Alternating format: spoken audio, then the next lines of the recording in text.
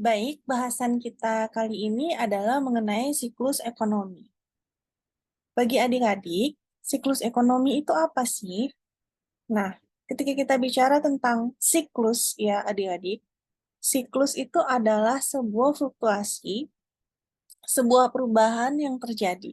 Ketika kita berbicara tentang siklus ekonomi, artinya itu adalah mengenai perubahan atau fluktuasi yang terjadi dalam perekonomian. Sama halnya dengan siklus kesehatan manusia, siklus biologis manusia. Ada saatnya kita merasa sangat fit, sangat sehat, tapi ketika cuacanya tidak menentu, kadang hujan, kadang panas, lalu juga ketika sedang dalam tekanan, misalnya tugas kuliahnya banyak, itu ada faktor internal dan eksternal yang mempengaruhi sehingga adik-adik bisa jadi sakit, flu, bahkan demam. Nah, ketika kalian flu atau demam, kalian kan memerlukan obat. Ya, satu, kalian perlu istirahat yang cukup. Yang kedua, kalian perlu mendapatkan obat agar kalian bisa lekas sembuh. Nah, setelah kalian eh, diberikan obat, kalian istirahat yang cukup, kalian akan mulai masuk pada fase penyembuhan atau recovery. Nah, ketika kalian sudah masuk masa recovery dan kalian mematuhi tetap istirahat yang cukup dan kalian juga tetap minum obatnya sampai habis. Nah, itu bisa buat kalian sehat kembali kan? Nah, itu juga yang terjadi dalam perekonomian. Ya, siklus ekonomi itu adalah fluktuasi yang terjadi dalam perekonomian yang bisa disebabkan oleh faktor internal maupun faktor eksternal. Oke? Nah, dalam bahasan kita kali ini, kita akan berbicara tentang anatomi siklus ekonomi, ada durasi siklus ekonomi. Durasi siklus ekonominya ini tidak hanya terjadi dalam jangka pendek, tapi juga terjadi dalam jangka panjang. Lalu ada hubungan antara siklus ekonomi, bagaimana berhubungan dia dengan kesempatan kerja dan inflasi, serta bagaimana mengelola siklus ekonomi agar tidak menjadi penyakit selalu dalam perekonomian. Kita langsung mulai. Di sini ada anatomi siklus ekonomi. Seperti yang saya katakan tadi di awal, bahwa siklus ekonomi merupakan fluktuasi, ya, merupakan fluktuasi atau perubahan yang terjadi dalam perekonomian. Lalu dari mana kita bisa tahu bahwa perekonomian sedang dalam keadaan yang baik, perekonomian sedang meningkat pertumbuhannya, perekonomian sedang lesu. Dari mana? Apa indikatornya kita bisa mengetahui bahwa perekonomian kita sedang baik-baik saja, bahwa perekonomian kita sedang tidak baik-baik saja, itu kita bisa tahu dari mana gitu. Oke, jadi adik-adik, yang digunakan untuk melihat atau indikatornya dari siklus ekonomi ini adalah pertumbuhan ekonomi suatu wilayah. Kalau kita bicara tentang Indonesia, artinya pertumbuhan ekonomi Indonesia yang dipakai untuk melihat. Ketika kita berbicara tentang siklus ekonomi Bali, maka pertumbuhan ekonomi Provinsi Bali lah yang digunakan untuk melihat bagaimana siklus ekonominya. Seperti itu ya. Nah, jadi di sini seperti yang kalian lihat, kita bisa menemukan beberapa istilah di sini dalam anatomi siklus ekonomi, ya. Naik turunnya, gerakan naik turun dalam perekonomian, fluktuasi dalam perekonomian ini ada istilah-istilahnya, ya. Jadi siklus ekonomi ini biasanya dimulai dengan adanya ekspansi dalam ekonomi, ya, adanya kondisi ekspansi dalam ekonomi.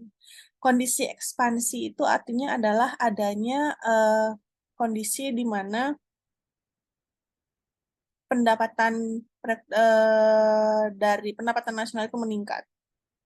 Ya, apa yang menyebabkan pendapatan nasional meningkat? Artinya sektor-sektor dalam perekonomian itu tumbuh seperti itu. Ya, oke adik-adik. Nah, ketika hal itu terjadi, Kondisi ekspansi ditandai dengan peningkatan. Oke, adik-adik. Kondisi ekspansi ditandai dengan peningkatan. Peningkatan pendapatan, peningkatan pertumbuhan dalam perekonomian. Ya, sehingga kita bisa mencapai yang namanya titik kulminasi atau peak. Peak ini adalah titik puncak, ya.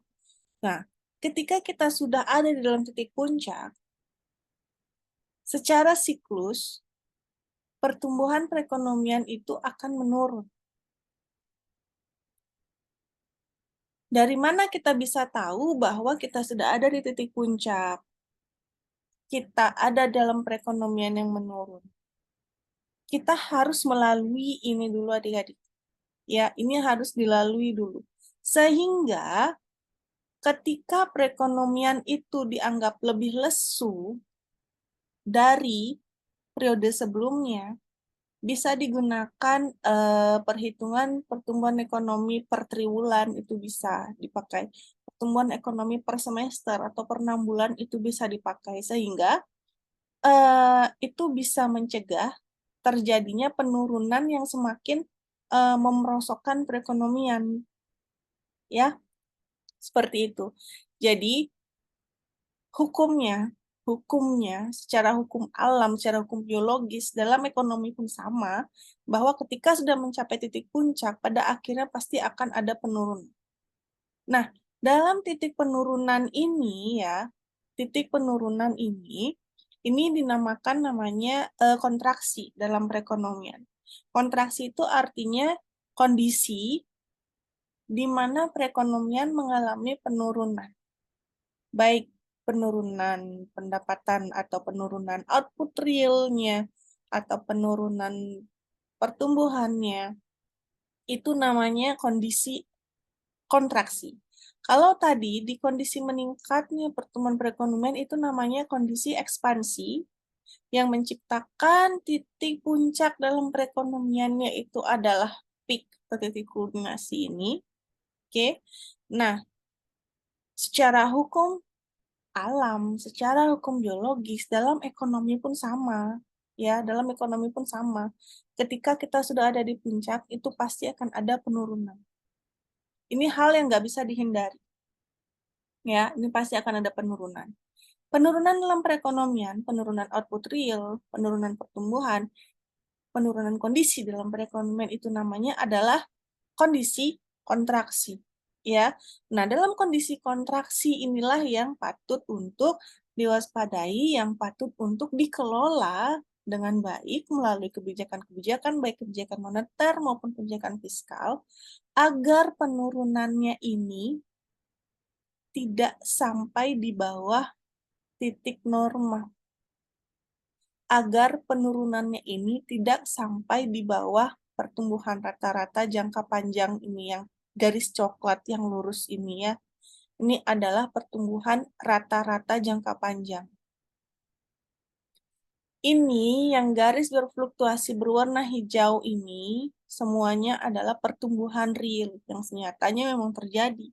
Kalau pertumbuhan rata-rata jangka panjang ini adalah tren yang diproyeksikan seperti ini, agar jangan sampai kondisi kontraksi yang terjadi dalam perekonomian itu berada di bawah pertumbuhan rata-rata jangka panjang. Karena ketika dia sampai di bawah, apalagi sampai di titik nadir yang lebih dalam, ya, itu namanya perekonomian berada dalam titik resesi ketika dia sudah mengalami 2 kali penurunan.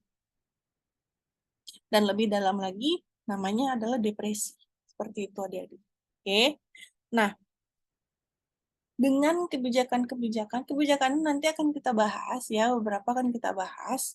Ini kita bahas dulu di anatomi siklus ini kenapa dia naik turun kayak gitu. Nah, dengan adanya kontraksi seperti itu, ya kebijakan-kebijakan yang diberlakukan untuk dapat kembali meningkatkan perekonomian, oke, itu akan menyebabkan ekspansi lagi. Dia akan menyebabkan ekspansi, meningkatkan pertumbuhan perekonomian, sehingga kita bisa kembali pada titik puncak dalam perekonomian.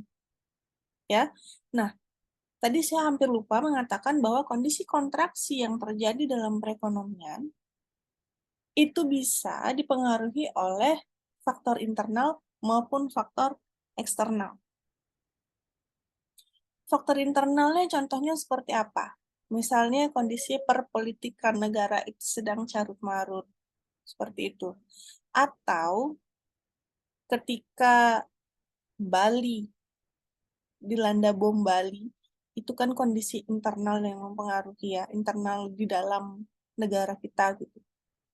Nah, kalau COVID kemarin, pandemi COVID kemarin, itu kondisi eksternal yang mempengaruhi eh, penurunan dalam perekonomian kita. Itu contohnya faktor internal dan faktor eksternal yang bisa mempengaruhi pertumbuhan perekonomian. Oke, ada masih banyak contoh lagi, kalian bisa cari dan kalian bisa perkirakan sendiri. Kalian bisa belajar, maksud saya kasih beberapa contohnya faktor internal dan faktor eksternal seperti tadi, ya. Oke, lalu kita lanjut, ya adik-adik, kita lanjut. Ketika dalam perekonomian sudah terjadi 2 kali titik puncak, itu dinamakan periode satu siklus. Periode satu siklus adalah periode ketika titik puncak yang pertama sudah terjadi dan terjadi juga titik puncak yang kedua. Oke, dari titik puncak yang satu ke titik puncak yang kedua itu namanya periode satu siklus. Dari titik nadir atau titik terendah dalam perekonomian ke titik nadir yang satunya, itu juga dinamakan periode satu siklus. Jadi, ketika kita bicara periode satu siklus ekonomi, ya, kita bisa menghubungkan antara titik puncak yang A dengan titik puncak yang B, atau titik nadir yang A dengan titik nadir yang B. Misal, kita lihat pertumbuhan ekonomi Bali, ya. Tahun 2022, Bali itu kena peristiwa ada bom Bali kan. Peristiwa bom Bali waktu itu. Waktu itu saya kelas 1 SMP adik-adik, ya. Jadi ketika bom Bali itu rumah saya itu sekitaran Renon. Saya masih terjaga waktu itu saya di jam bom itu terjadi kayak gitu ya adik-adik. Nah, itu saya masih sama mama saya waktu itu dan kita tuh denger suara kayak yang meletup kayak gitu di jam 11 atau jam berapa gitu itu malam. Itu suara kedengeran sampai di rumah saya. Rumah saya itu sekitaran Renon. Jadi begitu dahsyatnya bom Bali yang terjadi, bom Bali 1 ya, bom Bali 1 seperti itu waktu itu. Lalu dampaknya adalah banyak sekali wisatawan asal Australia itu mayoritas yang menjadi korban. Warga lokal pun banyak yang jadi korban yang memang kerja di eh, tempat terjadinya bom tersebut.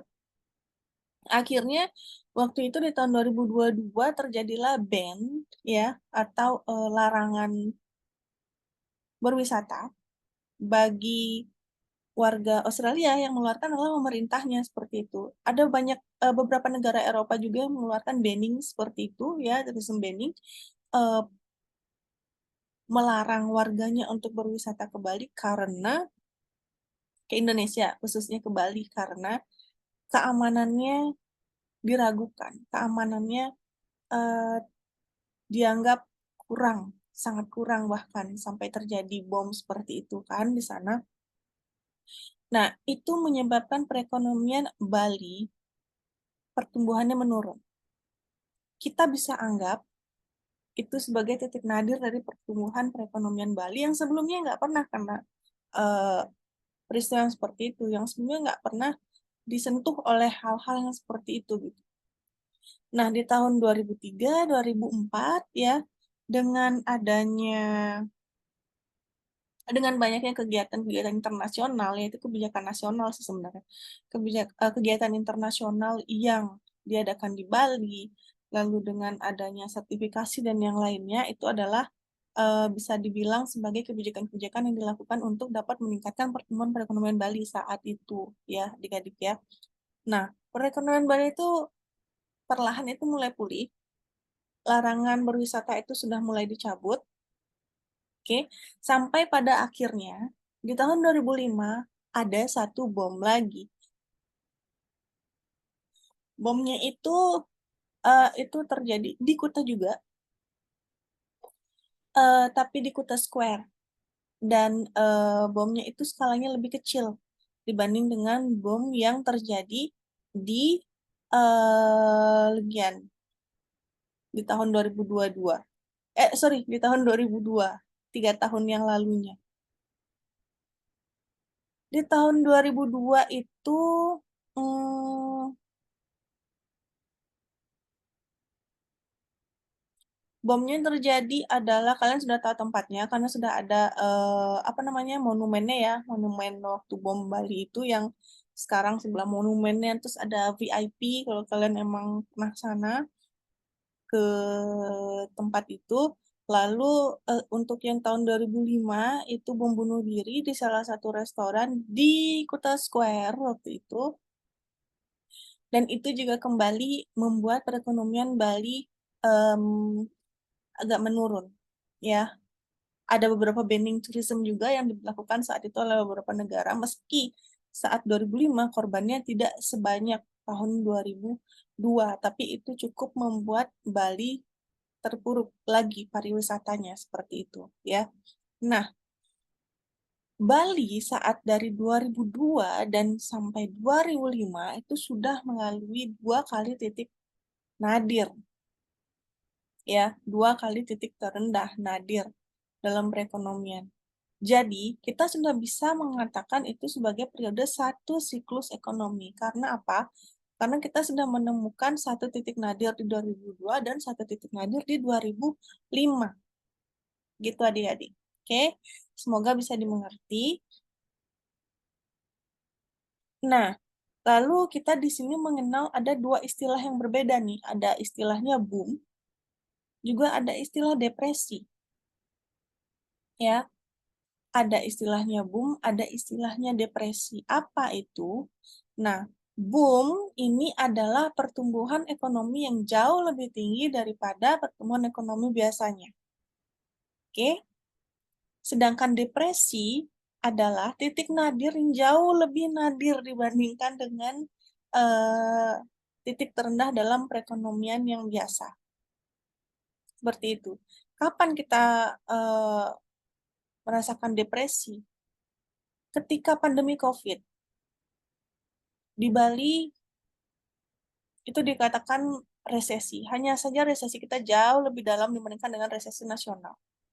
Bisalah kita anggap kita merasakan yang namanya depresi saat itu. Boom. Perekonomian Bali pernah merasakan boom. Iya, pernah. Tahun 70-an kita merasakan boom. Karena saat itu pariwisata kita berkembang sangat pesat.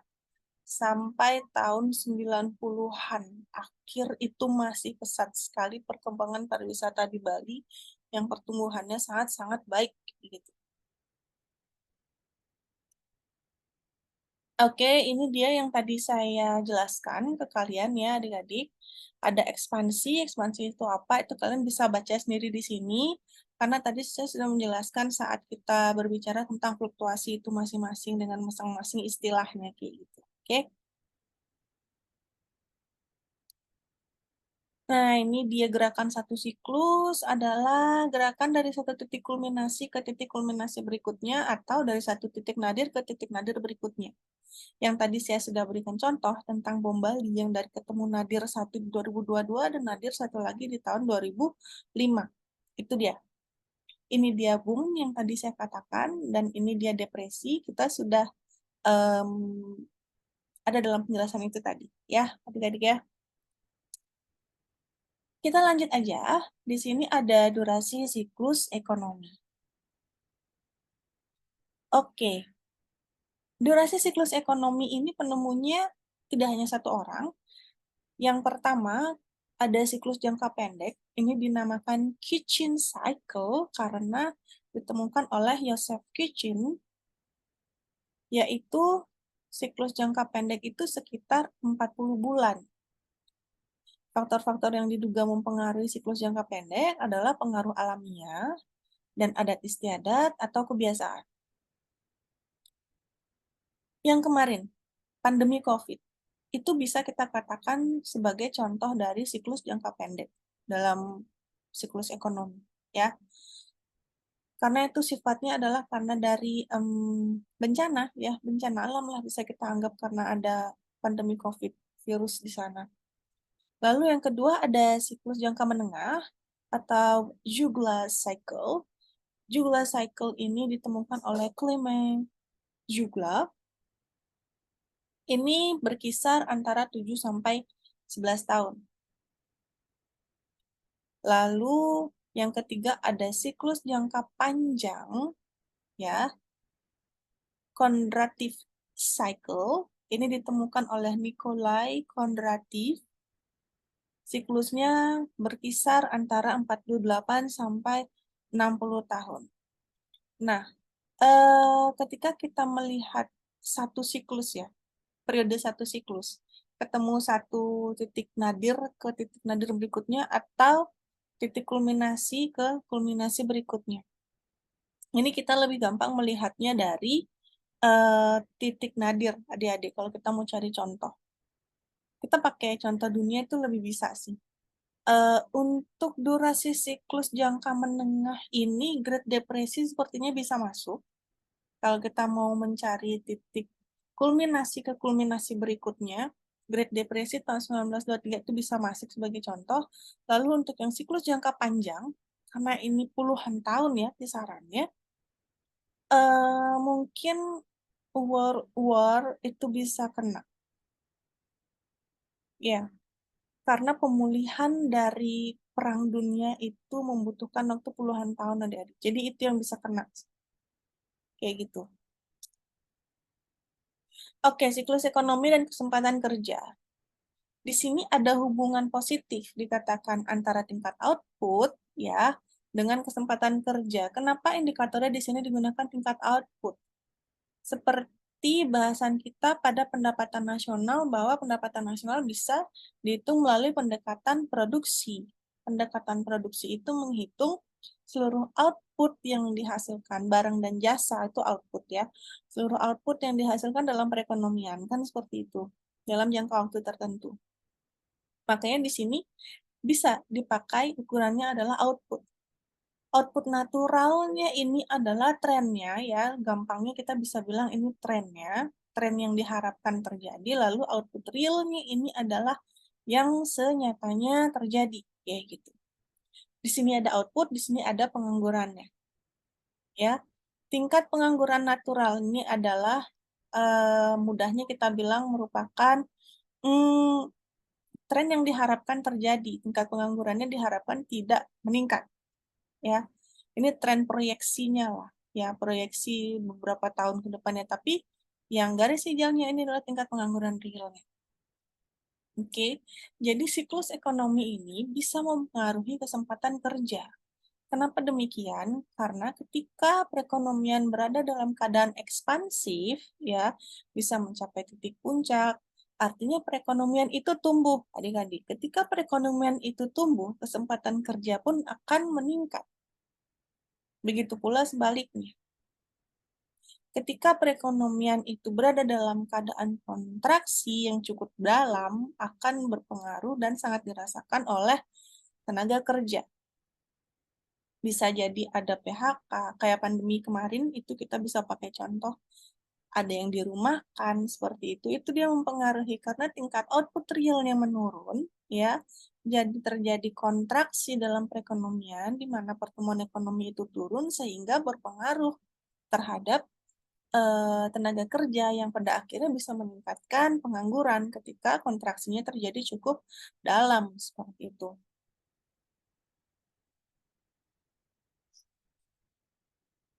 Ini dikatakan di sini bahwa resesi akan meningkatkan pengangguran. Ekspansi akan menurunkan pengangguran. Ini yang tadi saya jelaskan bahwa resesi ini sama dengan kontraksi dalam perekonomian, adik-adik, ya. Kita lanjut ya, sedikit lagi kok.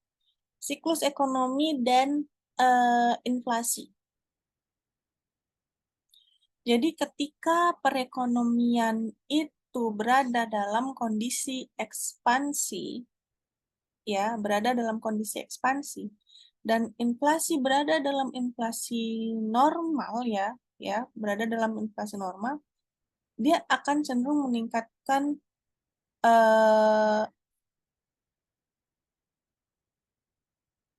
pertumbuhan ekonomi, dan inflasi itu akan cenderung lebih stabil. Maybe ada peningkatan, tapi bukan peningkatan yang masuk ke inflasi sedang maupun inflasi berat. Ya, peningkatan dan penurunan inflasinya, ya, ketika output realnya itu meningkat, ketika perekonomian berada dalam keadaan ekspansi, inflasinya itu meningkat dan menurun di level inflasi ringan. Tapi ketika perekonomian berada dalam kondisi kontraksi, adik-adik, ya, berada dalam perekonomian yang kontraksi, kondisinya menurun, output realnya, dan sebagainya, itu dikhawatirkan akan meningkatkan, membawa perekonomian pada inflasi yang cenderung berat, sedang sampai ke berat, kayak gitu. Oke.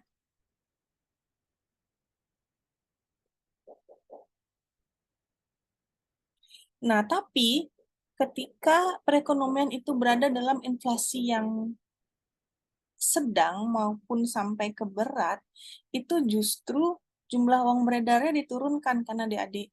Nah, ketika jumlah uang beredarnya diturunkan, maka output realnya akan menurun.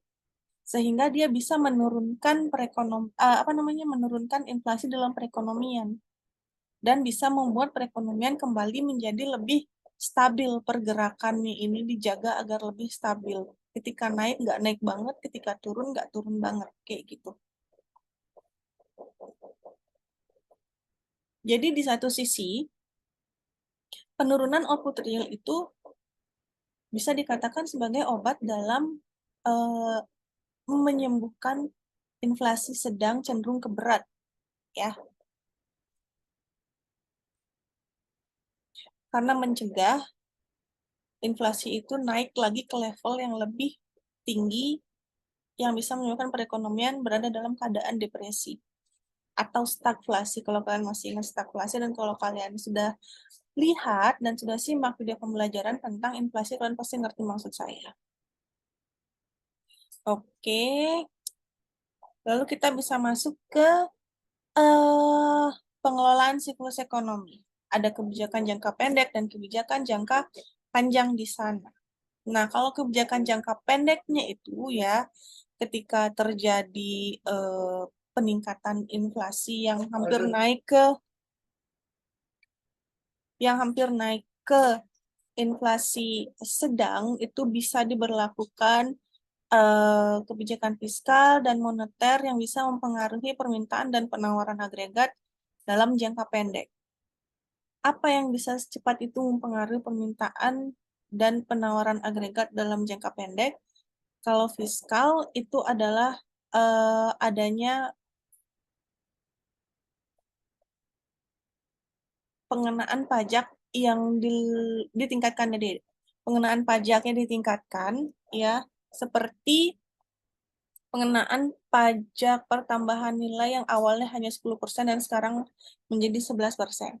Itu bisa sebagai contoh. Lalu kalau yang moneter, peningkatan suku bunga. Itu cepat mempengaruhi peningkatan suku bunga, lalu ada politik pasar terbuka, ya, itu semua sudah saya jelaskan di inflasi, kalau nggak salah, di video pembelajaran waktu inflasi. Kalian bisa simak lagi di sana. Lalu untuk yang kebijakan jangka panjang, ini jatuhnya lebih ke sosialnya, ya, meskipun dia kebijakan fiskal dan moneter, tapi lebih menstipulasi dari sisi penawaran. Ini untuk menjaga, ya, apa sih gunanya kebijakan jangka pendek dan jangka panjang yang tadi, untuk menjaga yang seperti tadi saya bilang, agar siklus ekonomi ini bisa lebih stabil pergerakannya, kayak gitu. Ketika dia ada dalam kondisi puncak, dia bukan puncak yang boom banget, karena ketika turun jatuhnya tuh mencapai boom lagi itu sulit. Lalu ketika dia kondisinya berada dalam kondisi kontraksi dalam perekonomian, ketika dia ada dalam titik nadir, nadirnya itu nggak dijaga agar nggak sampai depresi gitu sih. Karena mau memulihkannya sulit. Itu gunanya ada kebijakan jangka panjang dan kebijakan jangka pendek yang diberlakukan. Untuk yang kebijakan jangka panjangnya ini lebih menstimulasi dari sisi penawaran. Kalau yang tadi dari permintaan dan penawarannya juga. Ini lebih ke penawarannya seperti peningkatan SDM dan kesehatan. Nah, peningkatan SDM dan kesehatan ini kan nggak bisa kita lihat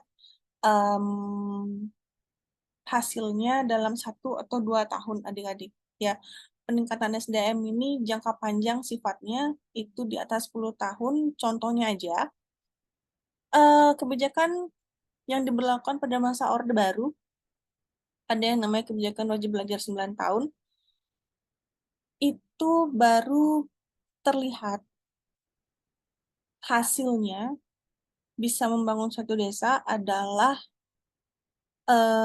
setelah 20 sampai 30 tahun dari kebijakan itu diberlakukan. Itu saya sempat baca ada riset yang ada 2 akademisi dari Australia atau dari Eropa, itu saya lupa apa bagaimana. Mereka melakukan riset tentang kebijakan wajib belajar 9 tahun itu apakah efektif untuk membangun suatu desa tersebut. Mereka pakai case study dan akhirnya mereka mendapatkan hasil bahwa itu bisa punya pengaruh. Memang dia memiliki pengaruh dalam membangun kualitas SDM dan kesehatan desa tersebut, tapi di jangka waktu di atas 10 tahun. Yang mereka temukan waktu itu 20 sampai 30 tahun, kayak gitu. Itu dia. Jadi, begitu caranya untuk salah satu ya. Saya bilang salah satu contoh, kalian bisa cari sendiri, ada banyak contohnya bahwa kebijakan jangka panjang itu dia bisa mempengaruhi siklus ekonomi, bisa menstabilkan siklus ekonomi dalam jangka pendek maupun jangka panjang. Oke, pembahasan materi siklus ekonomi sudah berakhir. Semoga bisa menjadi satu tambahan materi yang bisa memperkaya pengetahuan kalian tentang perekonomian makro. Sampai bertemu di pembelajaran berikutnya. Salam sehat untuk kita semua.